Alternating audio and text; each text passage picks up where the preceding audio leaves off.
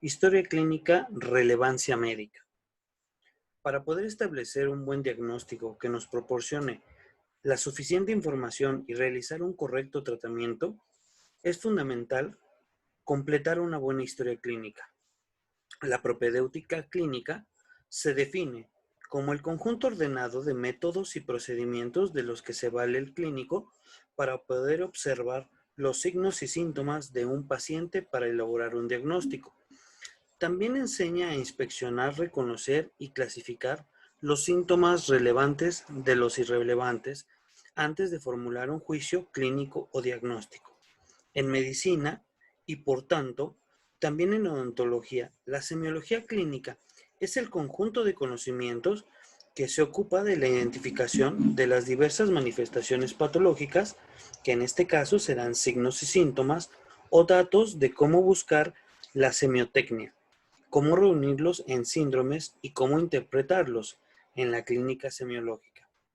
El método de trabajo o procedimiento desarrollado para la obtención de los datos, fundamentalmente por medio de interrogatorio y el examen físico del paciente, se conoce como método clínico. Entre los objetivos de la propedéutica clínica está la sistematización del interrogatorio o conversación con el paciente y la exploración física para recabar los datos necesarios para el diagnóstico. El examen clínico comienza con una exploración inicial que debe tener una estructura simple y requerir unos pocos medios de diagnóstico. En odontología, espejo, sonda de exploración, además debe abarcar el mayor espectro posible de patologías orales. En ocasiones, es posible que necesitemos de otras técnicas para que éstas complementen la información recabada de signos y síntomas. Las técnicas complementarias se pueden dividir en dos: técnicas directas e indirectas. Las directas son la palpación, la percusión, el sondaje, la auscultación, las pruebas de vitalidad pulpar, mientras que las pruebas indirectas serán lo que vendría siendo las pruebas radiológicas, serán las fotografías, serán los modelos de estudio, análisis químicos y biopsias. El examen clínico del paciente debe comenzar desde el momento en que entra en el gabinete. Debemos analizar su actitud, tranquila o ansiosa. La conversación que se mantiene con el clínico nos puede dar una idea si nos encontramos ante un paciente amable, agresivo o retraído, lo que nos puede poner sobre aviso a la hora de modificar alguna conducta, individualizando el trato de cada paciente. En la conversación con el paciente, además de guiarle en la explicación de sus síntomas, se le debe dejar que explique su expectativa y sus principales deseos, que son los que lo motivan a su visita. Todo esto permite comenzar a establecer la relación entre paciente y odontólogo. Es pues muy importante atender a los pequeños detalles que cimienten una buena relación. Concepto y objetivo de la historia clínica.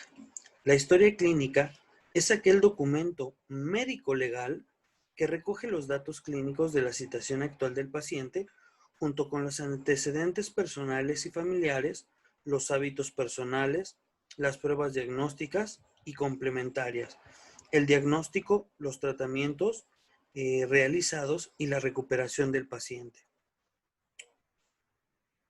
El registro de las actividades que se realizan por medio del odontólogo en relación con la salud oral del paciente. La definen como un documento fundamental en el que se recoge la descripción ordenada, complementada y precisa de la experiencia que el odontólogo obtiene de la relación directa y técnica con los pacientes. Tiene validez legal, siendo aceptado como documento por la jurisprudencia. De ahí radica su gran importancia, por lo que siempre debe ser realizada por el odontólogo, no pudiéndose dejar o delegar a otra persona la realización de la historia clínica. El objetivo de la historia clínica será el asistencial, para poder realizar un correcto diagnóstico y pronóstico del tratamiento. Va a tener el objetivo docente como apoyo por el estudio de datos recogidos en ella, el apoyo de investigador directamente relacionado con el apartado anterior por el análisis de datos, el aspecto u objetivo sanitario epidemiológico. Los datos recogidos pueden cubrir o adoptar decisiones o políticas sanitarias. El administrativo del análisis de sus datos también se puede obtener de datos económicos administrativos. Control de calidad del desarrollo de las actividades profesionales de un centro de salud. Las partes de la historia clínica van a estar conformadas por lo que vendría siendo la anamnesis, la afiliación del paciente, antecedentes personales y familiares e historia de la enfermedad actual. En lo que se refiere a la exploración, que es otro apartado, será en la exploración extraoral, intraoral y pruebas complementarias. La siguiente parte vendría siendo el diagnóstico y diagnóstico diferencial. Otro de los puntos vendría siendo el plan de tratamiento. De la misma manera, la evolución de la enfermedad y la terminación de la historia clínica.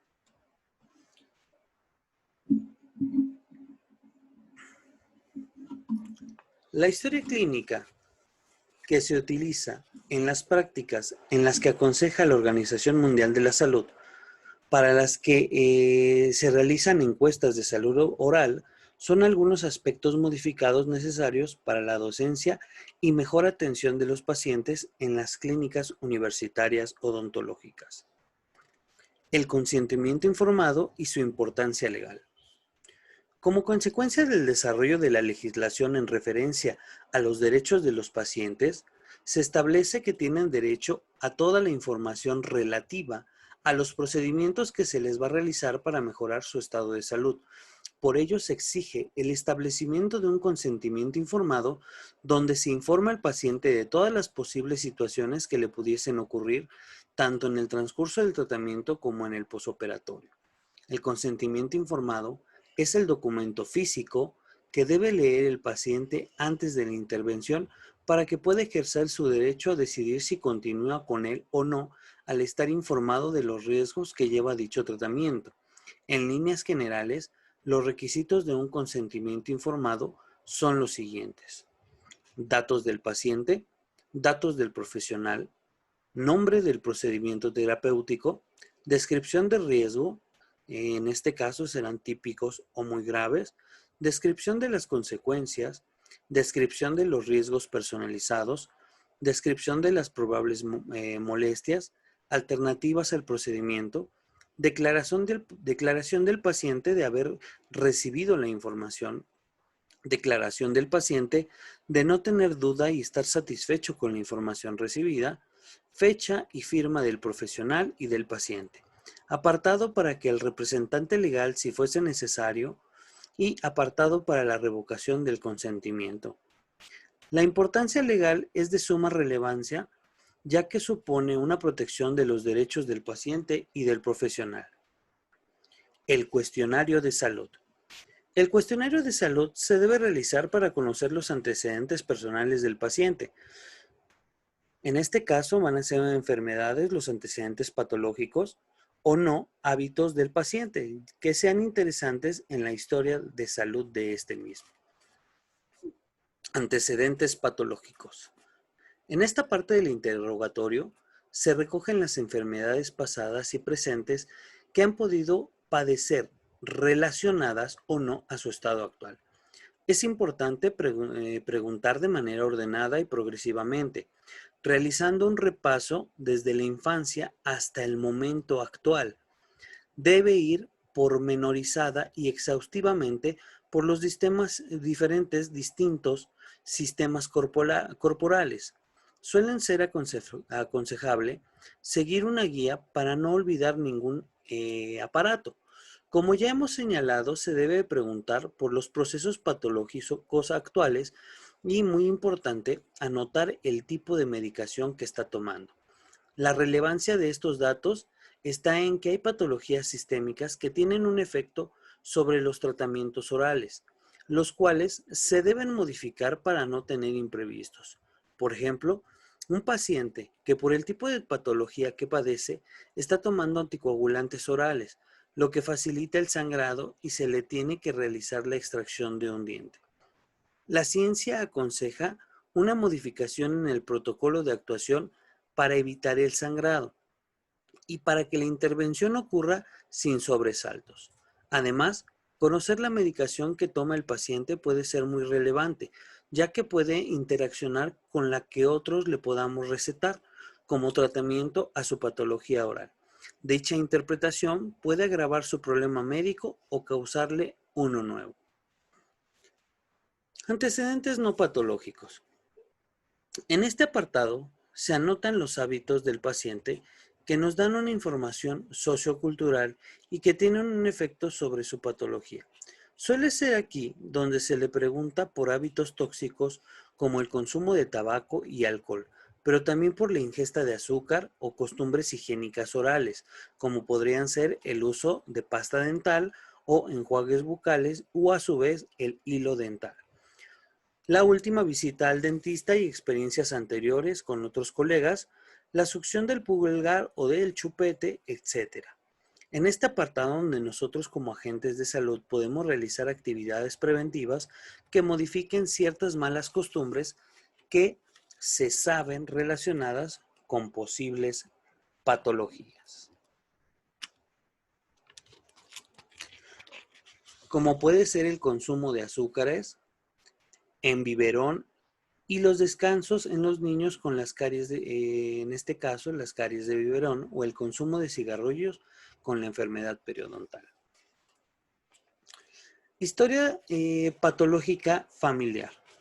Hemos de preguntar sobre el estado de salud de los progenitores del paciente, hermanos, pareja e hijos, anotando la causa de fallecimiento de haberse producido este. Es importante registrar las posibles enfermedades hereditarias o contagiosas para valorar su influencia en la patología oral. Es importante destacar enfermedades como las cardiovasculares, alérgicas, diabetes, cáncer y enfermedades mentales. Padecimiento actual. En este apartado, el profesional registra los resultados de su inspección y pruebas diagnósticas de la enfermedad que ha producido la visita del paciente, para así proporcionarle un diagnóstico de la patología que lo aqueja y poder proponerle un plan de tratamiento encaminado a la resolución o remisión de su patología. Motivo de la consulta odontológica. Conocer la razón por la cual el paciente se encuentra en nuestra consulta es fundamental, ya que nos proporcionará información sobre su estado actual. Si tiene o ha tenido dolor, si nota sequedad bucal o no, si nota molestias al masticar, si no se siente bien cuando se mira al espejo por culpa de su sonrisa, si tiene los dientes en mal posición, si se ha notado una herida que no le cura, etc. Al mismo tiempo, nos informa de las expectativas que tiene el paciente frente a su patología y su tratamiento.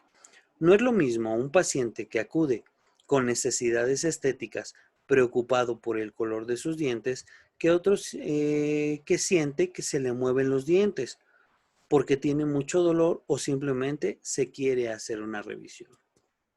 Dolor dental. El dolor es una experiencia emocional subjetiva y sensorial objetiva, generalmente desagradable que puede experimentar todos aquellos seres vivos que disponen de un sistema nervioso. Es una experiencia asociada con una lesión tisular o expresada como si ésta existiese. La participación tanto de fenómenos psicológicos, subjetivos, como físicos o biológicos, que serían objetivos, el dolor hace que sea variable según el tipo de dolor y el individuo que lo manifiesta. El dolor dental es el principal motivo de consulta. Es sin lugar a dudas una de las peores situaciones que pueden presentar un paciente, ya que la percepción del dolor es subjetiva y depende de la idiosincrasia de cada individuo. El tipo de dolor que causa el mayor número de consultas es el de origen dentario, pues suele ser agudo o crónico, pulsátil, continuo, aumentar en la posición de decúbito, en fin, puede presentar un gran número de manifestaciones que será labor del clínico saber indagar para encontrar su origen y poder ponerle remedio. Es importante que el paciente nos refiera la historia del dolor, para ello es muy importante hacer las siguientes preguntas. ¿Dónde tenemos el dolor? Queremos saber si el paciente tiene un dolor específico donde identifica el diente o la zona donde le duele o inespecífico, donde el paciente le duele pero no sabe dónde. ¿Desde cuándo tenemos el dolor? Queremos situar cronológicamente el momento de aparición. Tipo de dolor. Queremos saber cómo es el dolor. Antes de la aparición del dolor, ¿notamos algo distinto en la zona donde está el dolor? Queremos saber si el paciente presentaba síntomas antes del dolor que puedan hacer suponer de una patología previa. ¿Cómo ha evolucionado el dolor desde que aparecieron los síntomas? Queremos saber el tipo de evolución para saber si ha habido un agravamiento del problema. Hay situaciones que empeoran o alivian el dolor. El alivio suele ser muy frecuente, pero si el empeoramiento sobre todo es estímulos térmicos, el caso de afectaciones pulpares irreversibles. ¿Necesita de medicación analgésica para controlar el dolor? Queremos saber si el paciente soporta el dolor por ser leve o moderado, dependiendo de cada persona, o por el contrario, tiene un dolor moderado o grave y necesita de algún tipo de analgésico. La siguiente pregunta sería, ¿se le irradia el dolor a alguna zona de la cabeza? Queremos saber si el dolor puede ser referido.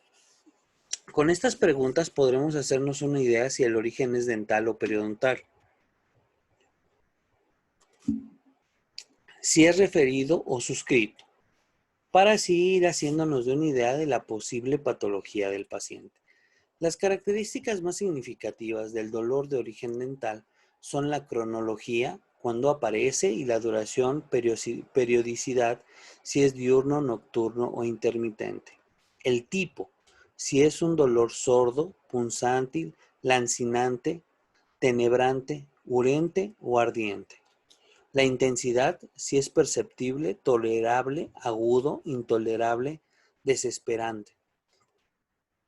Estímulo, si es espontáneo durante el reposo o al hablar, o provocado por el estímulo de frío, calor, dulce, salado, al cepillado o a la masticación o al levantarse.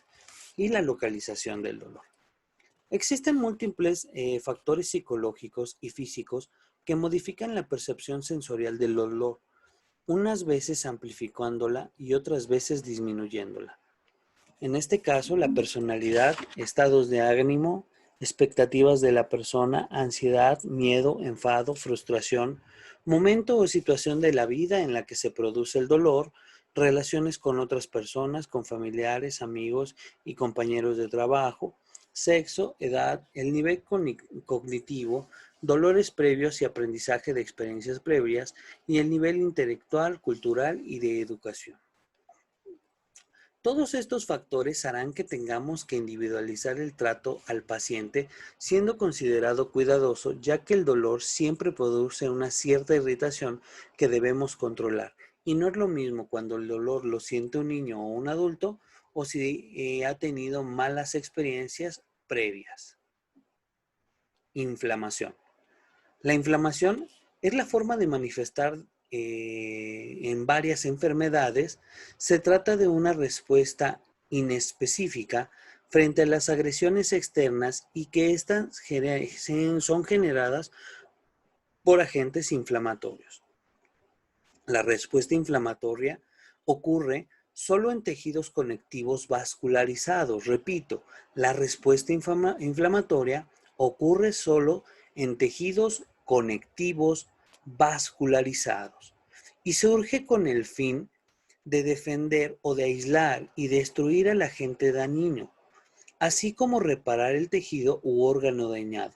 La inflamación se denomina en medicina con el sufijo itis, como por ejemplo pulpitis, periodontitis, alveolitis, pericoronitis. El mayor problema que surge de la inflamación es que la defensa se dirija tanto hacia agentes dañinos como no dañinos, de manera que provoque lesión en tejidos u órganos sanos. Es otra causa muy frecuente de consulta. Es molesto a veces escandaloso, y puede producir cierta incomodidad física, psicológica e incluso social al paciente. Actualmente se pueden reconocer cinco síntomas. en lo que serían tumefacción, que esto es el aumento del líquido intersticial y formación de un edema, el rubor, que sería el enrojecimiento debido principalmente a los fenómenos de aumento de presión y vasodilatación, el calor, el aumento de la temperatura de la zona inflamada se debe a la vasodilatación y al incremento del consumo local de oxígeno. Dolor es un síntoma de carácter subjetivo, mientras que el resto de los signos de carácter objetivo, pérdida o disminución de la función.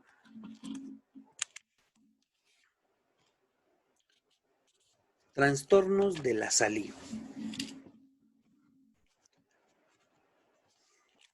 En el caso de los trastornos de la saliva es un líquido que produce o es producido por las glándulas salivales transparente de viscosidad variable, compuesto principalmente por agua, sales minerales y algunas proteínas.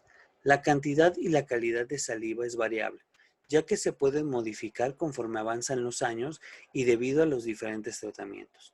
La producción de saliva está relacionada con el ciclo circadiano, de tal manera que por la noche se segrega una mínima cantidad de saliva.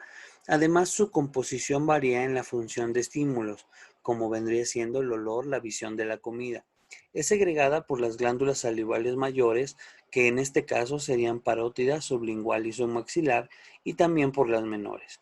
La disminución de la saliva se le llama hiposalivación, mientras que la producción excesiva se le llama cialorrea.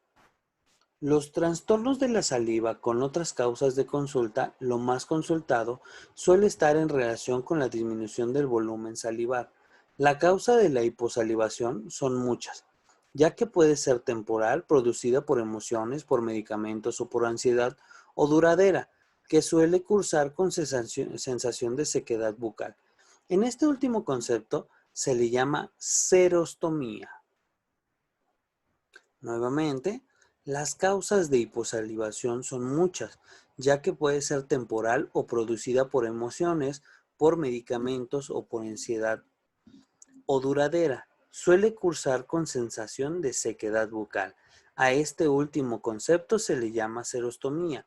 La función de la saliva son muchas y todas muy importantes para el mantenimiento de estructuras orales que permiten la realización de funciones de la cavidad oral.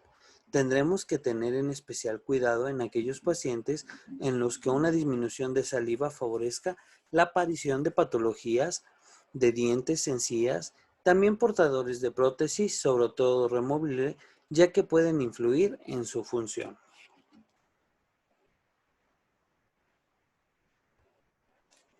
Halitosis. La halitosis es un síntoma o un signo característico por el mal aliento u olor desagradable de la cavidad oral.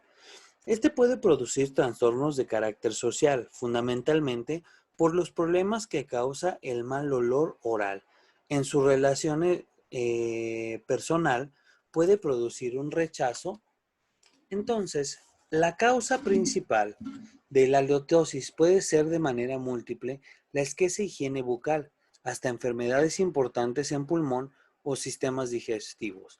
Las causas orales suelen ser la mala higiene oral, las caries, enfermedad periodontal, flemones, prótesis mal ajustadas, áreas retentivas de alimento, abscesos periodontales, la hiposalivación.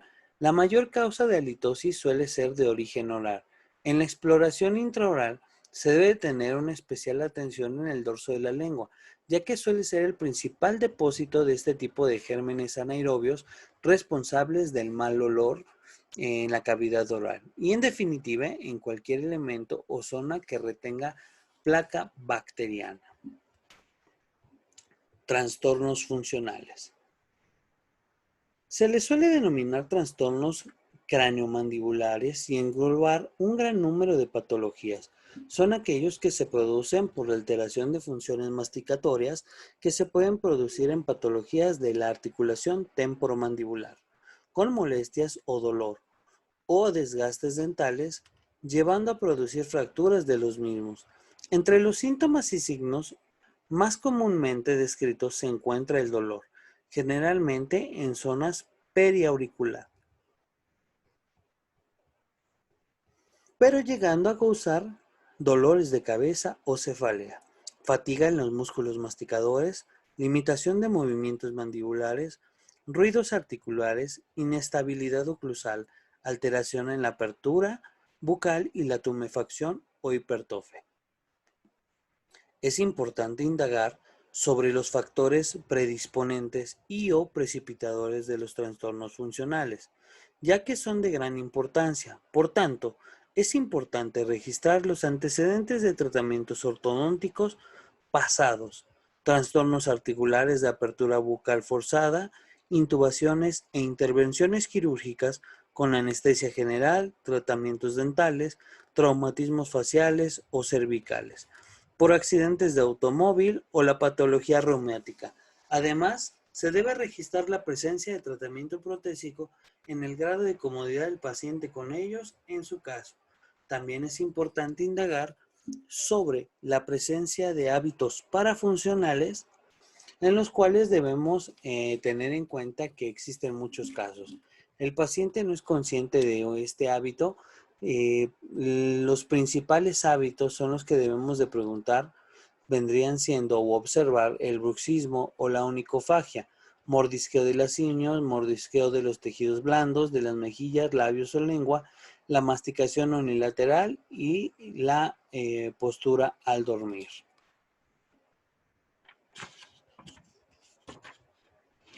Exploración extraoral e intraoral. La cavidad oral es el primer órgano del sistema digestivo y se encarga del paso de los alimentos, donde es cortado y procesado por las enzimas de la saliva. La cavidad oral está formada por el vestíbulo de la boca, paladar, lengua, suelo de boca, mucosa oral o yugal y procesos alveolares, encías y dientes. El vestíbulo bucal es el espacio pequeño en forma de herradura pretendiendo o comprendido entre la superficie interna de los labios, las mejillas y la superficie externa de los procesos alveolares y dientes. Paladar. Es el techo de la cavidad oral y está constituido por el paladar duro, formado por los huesos maxilares y palatinos y por el paladar blando. Lámina fibromuscular sin componentes esqueléticos. Lengua y suelo de la boca. La lengua presenta forma alargada, en ella se distingue el tercio anterior, también llamado vértice o punta. El tercio medio o cuerpo o la base y tercio posterior en la lengua se diferencian cuatro superficies, una superficie superior, una inferior y dos laterales. La superior, el dorso, es la más extensa y se caracteriza por su color rosado oscuro y la presencia de pequeños realces que serían las papilas. La parte inferior se encuentra en contacto con el suelo de la boca que presenta el frenillo lingual y las venas sublinguales.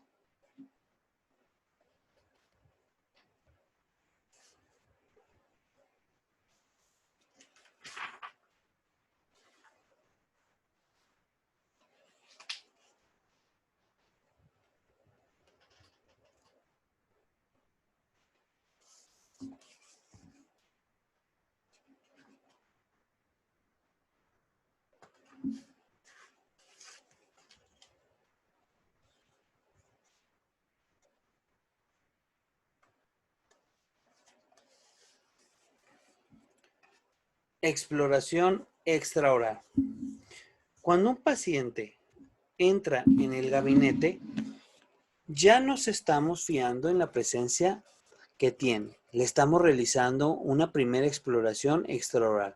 Una vez que ya hemos escuchado a nuestro paciente, debemos pasar a su exploración minuciosa. Comenzaremos desde el exterior de la cavidad oral para luego ir analizando su interior con todas sus estructuras. Es importante recordar que es obligatorio, por medidas higiénicas y protectoras, el uso de mascarillas, gafas protectoras, guantes desechables, 2 espejos, una sonda de exploración.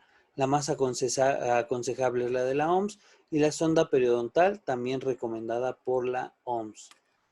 Vamos a estar analizando simetrías y asimetrías faciales. El aspecto general que presenta el paciente es importante, la presencia de simetrías y asimetrías faciales que puedan sugerir alguna patología.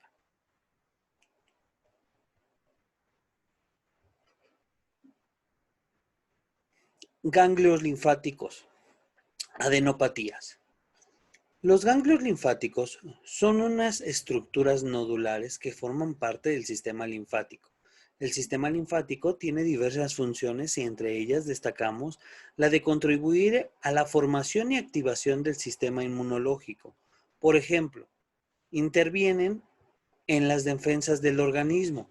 En la mayoría de los casos, el término adenopatía se usa para sinónimo generalizado de una tumefacción, aumento de volumen o inflamación de los ganglios linfáticos acompañados o no de fiebre.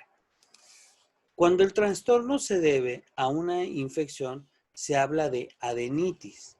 Y cuando la infección ocupa los canales linfáticos, se utiliza el término linfangitis. En la exploración de los ganglios linfáticos debemos actuar de manera sistemática, comenzando con la anamnesis y completándose con la exploración.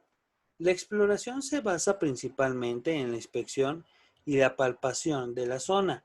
Con la inspección veremos fundamentalmente si se trata de una tumefacción uni o bilateral y la presencia de fístulas.